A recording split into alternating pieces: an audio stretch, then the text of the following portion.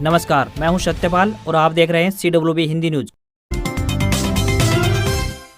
शक संवत 1946 विक्रम संवत 2081 आज आश्विन मास के शुक्ल पक्ष की त्रयोदशी तिथि और दिन मंगलवार है। तदनुसार अंग्रेजी तारीख 15 अक्टूबर सन 2024।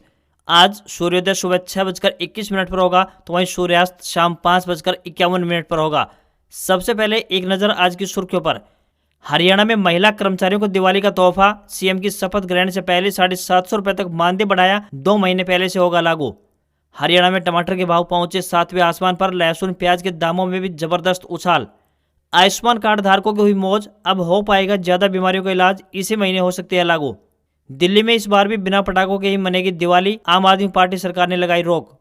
हरियाणा में HSSC का फेक रिजल्ट हुआ वायरल, युवाओं को शॉर्टलिस्ट दिखाया गया, चेयरमैन बोले मैसेज करने वालों पर होगी कार्रवाई।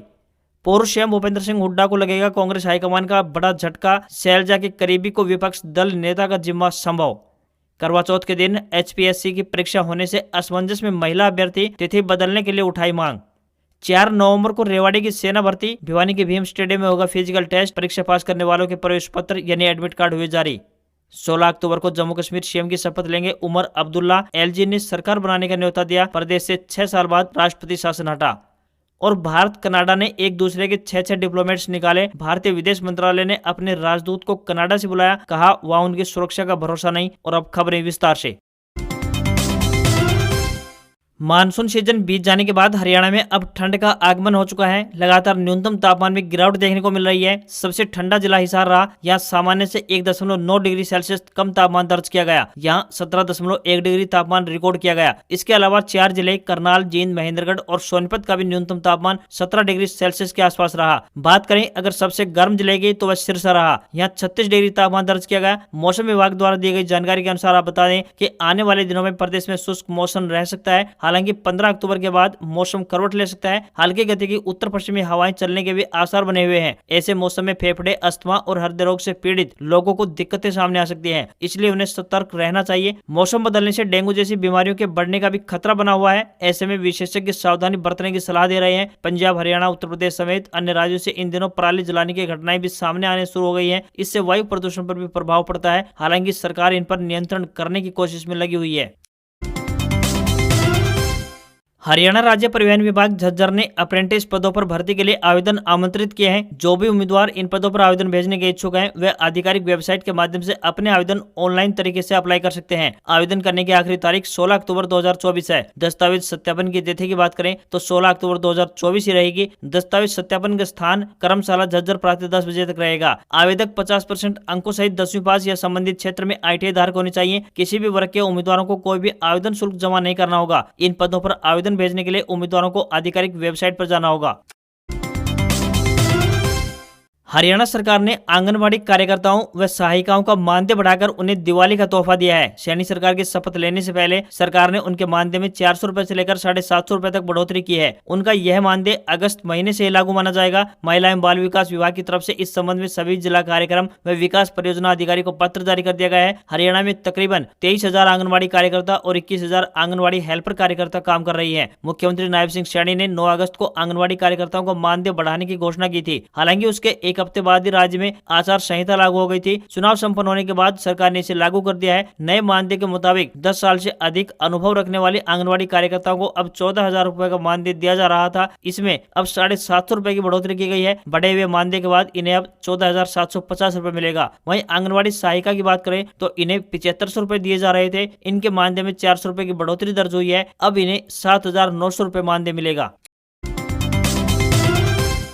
हरियाणा में भारतीय जनता पार्टी यानी बीजेपी की नई सरकार में मुख्यमंत्री के चयन को लेकर हलचल तेज हो गई है। केंद्रीय नेतृत्व ने सूबे का नया मुखिया चुनने के लिए केंद्रीय गृह मंत्री अमित शाह को ऑब्जर्वर और मध्य प्रदेश के सीएम मोहन यादव को पर्यवेक्षक नियुक्त किया है। बता दें कि हरियाणा में नए मुख्यमंत्री का शपथ ग्रहण समारोह 17 अक्टूबर को पंचकुला में आयोजित होगा। उससे पहले 16 अक्टूबर यानी कल चंडीगढ़ में विधायक दल की मीटिंग बुलाई गई है, जिसमें अमित शाह और मोहन यादव भी मौजूद रहेंगे। इसी बैठक में मुख्यमंत्री के नाम पर मुहर लगेगी। विधायक दल की बैठक से पहले अमित शाह को ऑब्जर्वर नियुक्त किए जाने के लिए कई कई तरह की चर्चाएं प्रारंभ हो चुकी हैं। सूबे की राजनीति में चर्चाएं जोर पकड़ रही हैं कि बीजेपी की समस्त चुनावी रणनीति बनाने वाले केंद्रीय गृह मंत्री अमित शाह को यदि विधायक दल का नेता चुनने के लिए हरियाणा का पर्यवेक्षक बनाना पड़े तो स्वाभाविक है कि यहाँ सब कुछ ठीक ठाक नहीं चल रहा है। इसके पीछे मुख्यमंत्री पद के लिए पूर्व गृह मंत्री अनिल विज और केंद्रीय राज्य मंत्री राव इंद्रजीत सिंह की दावेदारी को माना जा रहा है। पार्टी हाईकमान को लगता है कि बीजेपी विधायक दल की बैठक में अनिल विज और राव इंद्रजीत सिंह के समर्थित विधायक कोई खेला कर सकते हैं जिन्हें सिर्फ अमित शाह ही काबू कर पाएंगे। हालांकि नायब सिंह सैनी का फिर से मुख्यमंत्री बनना तय है। हरियाणा स्टाफ सिलेक्शन कमीशन यानी HSSC की तरफ से जारी ग्रुप सी और ग्रुप डी में 56 और 57 ग्रुप का फेक रिजल्ट वायरल हो रहा है। वायरल पीडीएफ में हरियाणा SSC की तरफ से 269 पेज का रिजल्ट दिखाया गया है। रिजल्ट में युवाओं को शॉर्टलिस्ट दिखाया गया है। दोनों ग्रुप के लिए 17 और 18 अगस्त को परीक्षाएं हुई थी। वायरल रिजल्ट पर हरियाणा SSC के चेयरमैन हिम्मत सिंह ने कहा है कि कमीशन की तरफ से कोई भी रिजल्ट अभी तक जारी नहीं किया गया है। जो लोग रिजल्ट को फेक मैसेज वायरल कर रहे हैं उनके खिलाफ कार्रवाई की जाएगी। उधर विधानसभा चुनाव से पहले कार्यवाहक मुख्यमंत्री नायब सिंह सैनी ने दावा किया था कि सरकार बनते ही 25,000 युवाओं को नियुक्ति पत्र देंगे। आने वाली 20 तारीख को करवा चौथ का व्रत है। यह व्रत महिलाएं अपनी पति की लंबी उम्र के लिए रखती हैं, पर 20 अक्टूबर को करवा चौथ है और उसी दिन हरियाणा में HPSC की परीक्षा भी है। ऐसे में जो महिला उम्मीदवार हरियाणा लोक सेवा आयोग की इस परीक्षा में शामिल होने जा रहे हैं वे असमंजस की स्थिति में है। महिलाओं के सामने एक बहुत बड़ी परेशानी खड़ी हो गई है। महिलाएं इस दिन व्रत कर करवा चौथ को खास मनाएं या फिर रीति रिवाज को किनारे कर परीक्षा देने जाएं। परीक्षार्थियों ने बताया कि करवा चौथ का त्योहार हिंदू संस्कृति के अनुसार बहुत अहम है। इस दिन सभी सुहागिन महिलाएं 16 श्रृंगार कर व्रत रखती हैं और पति की लंबी आयु के लिए भगवान से आशीर्वाद मांगती हैं। उन्होंने कहा है कि इस बार करवा चौथ का पर्व अक्टूबर माह में है और इसी दिन HPSC की PGT अंग्रेजी और PGT हिंदी की परीक्षा आयोजित होनी है। परीक्षा के दौरान परीक्षार्थियों को किसी भी प्रकार का आभूषण पहनने की अनुमति नहीं दी जाती। करवा चौथ के दिन होने वाली परीक्षा में महिलाओं की संख्या काफी अधिक है। यदि वे श्रृंगार करके परीक्षा देने जाती हैं तो परीक्षा केंद्र के बाहर ही उनसे सभी श्रृंगार उतरवा दिए जाएंगे, जिसे शुभ नहीं माना जाता। ऐसे में सभी महिला उम्मीदवारों ने सरकार व चयन आयोग से इस परीक्षा को 20 की अपेक्षा किसी अन्य दिन करवाने की मांग उठाई है। हरियाणा विधानसभा चुनाव में हार के बाद कांग्रेस पार्टी का आलाकमान नाराज नजर आ रहा है और सख्त कदम उठाने के मूड में भी है। सूत्रों से मिली जानकारी के अनुसार बता दें कि पूर्व मुख्यमंत्री भूपेंद्र सिंह हुड्डा पर भी गाज गिर सकती है। ऐसा माना जा रहा है कि हुड्डा के बदले किसी दूसरे विधायक को विधायक दल का नेता चुना जा सकता है। ऐसे भी खबरें सामने आ रही है कि चंद्रमोहन बिश्नोई को हुड्डा से रिप्लेस किया जा सकता है। पूर्व मुख्यमंत्री चौधरी भजनलाल के बेटे चंद्रमोहन हुड्डा गुट से संबंध नहीं रखते। यदि उन्हें विधायक दल का नेता बनाया जाता है तो हुड्डा के नेताओं द्वारा विरोध किया जा सकता है। गौरतलब है कि चुनाव में मिली हार के बाद राहुल गांधी ने दिल्ली में हुई बैठक में बिना किसी का नाम लिए कहा था कि प्रदेश में नेताओं के हित पार्टियों से ऊपर हो चुके हैं। राहुल के बयानों से यही अनुमान लगाया जा रहा है कि कांग्रेस हाईकमान द्वारा अब बड़े बदलाव किए जा सकते हैं। अगर आप भी रोजगार की तलाश में हैं तो आज की खबर आपके लिए महत्वपूर्ण होने वाली है, क्योंकि फरीदाबाद में रोजगार मेले का आयोजन किया जाने वाला है। बता दें कि फरीदाबाद ITI कॉलेज में 16 अक्टूबर यानी कल सुबह 9 बजे प्लेसमेंट सेल में अप्रेंटिसशिप और रोजगार मेले का आयोजन होगा। इच्छुक उम्मीदवारों से अपील है कि वे रोजगार मेले में जाते समय अपने सभी जरूरी दस्तावेजों को साथ ले जाएं। इस रोजगार मेले में फरीदाबाद और पलवल के औद्योगिक क्षेत्र की कई बड़ी कंपनियां हिस्सा ले रही है। ITI फरीदाबाद के प्रधानाचार्य भगत सिंह ने बताया कि औद्योगिक कंपनियों ने ITI पास अभ्यर्थियों की मुख्य रूप से मांग की है। इनमें fitter, Turner, welder, machinist, electrician, electronic mechanic और मोटर मैकेनिक व्हीकल जैसे ट्रेड्स के योग्य उम्मीदवार नौकरी हासिल कर सकते हैं।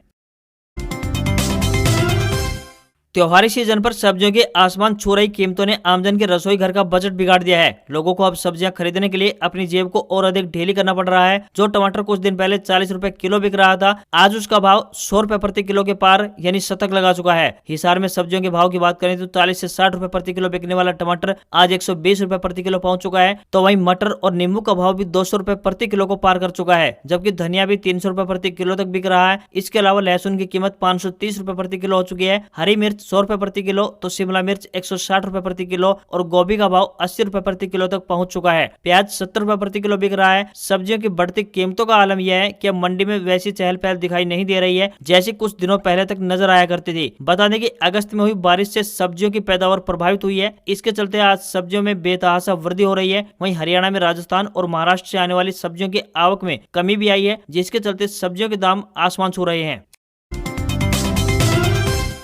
आयुष्मान कार्ड धारकों के लिए अच्छी खबर सामने आ रही है। दरअसल केंद्र सरकार द्वारा जो व्यक्ति 70 वर्ष या फिर उससे ज्यादा उम्र के हैं, उन्हें आयुष्मान भारत प्रधानमंत्री जन आरोग्य योजना के दायरे में लाने का ऐलान किया जा चुका है। इस योजना के अमली जामा पहना देने के बाद पात्र बुजुर्ग ज्यादा बीमारियों का फ्री इलाज रजिस्टर्ड सरकारी और प्राइवेट दोनों अस्पतालों में करवा पाएंगे। सरकार के इस फैसले के बाद लगभग 6 करोड़ सीनियर सिटीजन और तकरीबन 4.5 करोड़ पात्र परिवारों को इसका सीधा लाभ पहुंचने वाला है। मीडिया रिपोर्ट से मिली जानकारी के अनुसार बता दें कि इस महीने के अंत तक यह विस्तारित योजना लागू की जा सकती है। फिलहाल स्वास्थ्य लाभ पैकेज पर निर्णय लेने वाली समिति यह विचार कर रही है कि कौन से स्वास्थ्य पैकेज को आयुष्मान योजना में जोड़ा जा सकता है। वर्तमान में आयुष्मान कार्ड धारकों को सालाना 5 लाख रुपए की मुफ्त इलाज की सुविधा मिल रही है। दिल्ली, ओडिशा और पश्चिम बंगाल को छोड़कर बाकी प्रदेशों में यह योजना लागू की गई है।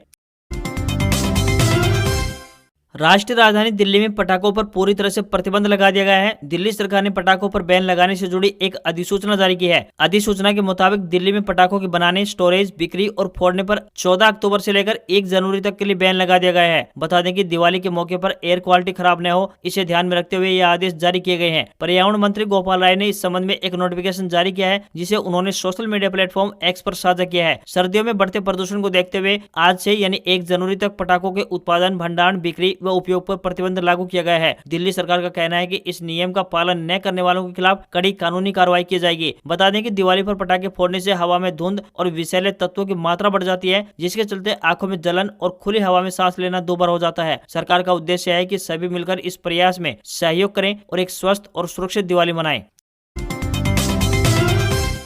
हरियाणा के गुरुग्राम जिले के लेजर वैली मैदान में 29 अक्टूबर तक चलने वाले सरस आजीविका मेला 2024 का शुभारंभ हो गया है। इस दौरान हिमाचल प्रदेश, गुजरात, महाराष्ट्र, आंध्र प्रदेश व अन्य राज्यों से आए स्वयं सहायता समूह द्वारा तैयार किए गए उत्पादों की फूड कोर्ट बनाई गई है। राजस्थानी गट्टे की सब्जी, केर सांगरी, बंगाल की फिश करी, तेलंगाना का चिकन, बिहार का लिट्टी चोखा, पंजाब का सरसों का साग व मक्के की रोटी सहित भारत के अलग अलग राज्यों के व्यंजनों का यहाँ स्वाद चखा जा सकता है। गुरुग्राम सहित एनसीआर की हजारों की संख्या में लोगों के लिए यह मेला आकर्षण का केंद्र बना हुआ है। 250 सीसीटीवी कैमरे की सहायता से लगातार निगरानी की जा रही है। हरियाणा के किसान नेता गुरनाम चढ़ोनी के बयान से बीजेपी ने कांग्रेस को घेर लिया है। भारतीय किसान यूनियन यानी चढ़ोनी के प्रधान गुरनाम चढ़ोनी ने कहा कि हमने कांग्रेस के पक्ष में माहौल बनाया, लेकिन भूपेंद्र सिंह हुड्डा की गलतियों की वजह से कांग्रेस सरकार नहीं बनी। वहीं बीजेपी प्रवक्ता प्रदीप भंडारी ने इस मुद्दे पर कहा कि चढ़ोनी के बयान से साफ है कि संयुक्त किसान मोर्चा यानी एसकेएम और कांग्रेस के बीच राजनीतिक गठबंधन है। एसकेएम किसानों की नहीं बल्कि राजनीतिक बातें कर रहा था। राहुल गांधी और कांग्रेस को किसानों से माफी मांगनी चाहिए। वहीं कांग्रेस में हुड्डा विरोधी गुट के नेता सांसद रणदीप सुरजेवाला ने इस मामले में कुछ भी कहने से इनकार कर दिया है। रणदीप सुरजेवाला ने कहा कि चढ़ोनी हमारी पार्टी में नहीं है, उनकी अलग पार्टी है, वे अपनी राय रख सकते हैं, मैं क्यों उनके साथ वाद विवाद में पड़ूं। गुरनाम चढ़ोनी ने कहा कि भूपेंद्र सिंह हुड्डा बुद्धिहीन है। हरियाणा में कांग्रेस के पक्ष में जो माहौल बना वह हमने बनाया। भूपेंद्र सिंह हुड्डा ने किसी से समझौता नहीं किया और कांग्रेस ने सब इनके ऊपर ही छोड़ दी। मैं कांग्रेस हाईकमान को यह कहना चाहता हूं कि विपक्ष का नेता हुड्डा को न बनाए। पिछले 10 साल हुड्डा ने भूमिका नहीं निभाई, बल्कि किसान यूनियन ने इसका रोल निभाया है। अब भी हुड्डा को बनाया तो कांग्रेस राज आने की उम्मीद न करें। गुरनाम सिंह चढ़ोनी ने कहा कि पूर्व सीएम भूपेंद्र सिंह हुड्डा ने उन सब लोगों को साइडलाइन कर दिया है जो पार्टी के वफादार थे। एक्टर कॉमेडियन अतुल परुचुरे का सोमवार शाम निधन हो गया। वे 57 साल के थे, उन्हें कैंसर था। सोमवार शाम मराठी एक्टर जयवंत वाडकर ने उनके निधन की जानकारी दी है। एक न्यूज चैनल से बात करते हुए उन्होंने कहा कि अतुल को मराठी नाटक सूर्याची पिल्लई में काम करना था, इसके लिए वो उनके साथ रिहर्सल कर रहे थे। इसी बीच उनकी तबीयत खराब हो गई। जयवंत ने बताया कि अतुल को 5 दिन पहले दोबारा अस्पताल में भर्ती कराया गया था। अतुल परुचुरे ने बॉलीवुड में गोलमाल पार्टनर, क्योंकि और आवारापन समेत कई फिल्मों में काम किया था। वे कपिल शर्मा के शो में भी नजर आए थे। इसके अलावा मराठी मंचों पर उन्होंने अपने अभिनय से धूम मचाई। अतुल ने मराठी फिल्मों और कई टीवी सीरियल्स में भी काम किया। अतुल 2022 से कैंसर से जूझ रहे थे। अतुल ने टीवी शो आर के लक्ष्मण की दुनिया से अपने कैरियर की शुरुआत की थी। रोहित शेट्टी की फिल्म ऑल द बेस्ट में उन्होंने धोंधू का रोल प्ले अदा किया था। वो इमरान हाशमी स्टारर आवारापन में भी नजर आए थे। भारतीय शेयर बाजार में तेजी देखने को मिली है। सेंसेक्स 591 अंक की तेजी के साथ 81,973 के स्तर पर क्लोज हुआ, तो वहीं निफ्टी में भी 163 अंकों की तेजी रही और ये 25,127 के स्तर पर क्लोज हुआ। आईटी, एनर्जी और बैंकिंग शेयर्स में ज्यादा तेजी देखने को मिली है। वहीं मेटल और ऑटो शेयर्स में गिरावट रही। एशियाई बाजारों में मिला जुला रुख देखने को मिला। वहीं हुंडई इंडिया का इनिशियल पब्लिक ऑफर यानी आईपीओ आज यानी 15 अक्टूबर को ओपन होगा। निवेशक इस इश्यू के लिए 17 अक्टूबर तक बिडिंग कर सकेंगे। इसके लिए कम से कम 13,720 रुपए की बोली लगानी होगी। होगी। वहीं 10 ग्राम 24 कैरेट सोने का भाव 509 रुपए बढ़कर 76,132 रुपए पर पहुंच गया। हालांकि कारोबार बंद होते होते सोने का भाव 378 रुपए की बढ़त के साथ 76,001 रुपए पर बंद हुआ। वहीं चांदी 537 रुपए बढ़कर 90,500 रुपए तक पहुंच गई। हालांकि कारोबार बंद होते होते 63 रुपए बढ़कर 90,026 रुपए के स्तर पर पहुंच गई। दिल्ली में 10 ग्राम 22 कैरेट सोने की कीमत 71,300 रुपए और 10 ग्राम के 24 कैरेट सोने की कीमत 77,770 रुपए पहुंच गई है। आज खबरों में बस इतना ही। देखते रहिए आपका अपना हरियाणा का सबसे बेहतरीन news channel CWB Hindi news. नमस्कार। इसी आशा के साथ आपका दिन शुभ रहे।